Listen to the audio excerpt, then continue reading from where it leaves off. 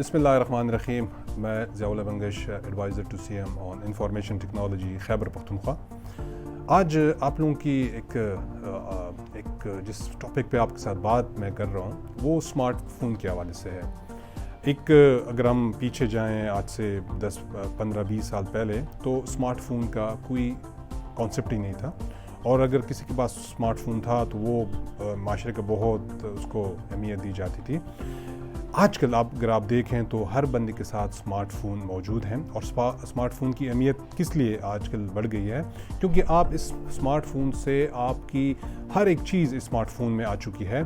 इसमें आपका इसमें बैंक सिस्टम, आप इससे आपकी इजी पैसा, आपकी जो आप इससे कर सकते हैं। आप दुनिया सर्च कर सकते हैं, दुनिया में राब्ते कर सकते हैं, भिजवा सकते हैं सारी चीज़ें।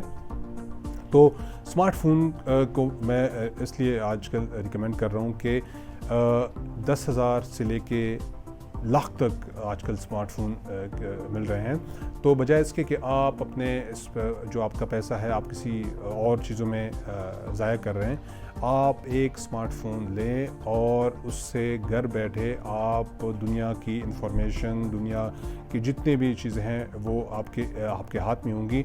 और सबसे ज़्यादा हम जो रिकमेंड कर रहे हैं वो ये कि आजकल जो जॉब्स और कारोबार की जो इश्यूज़ बनी हुए हैं, आप इसी स्मार्टफोन से आप घर बैठे अपने लिए इनकम के ज़राए पैदा कर सकते हैं।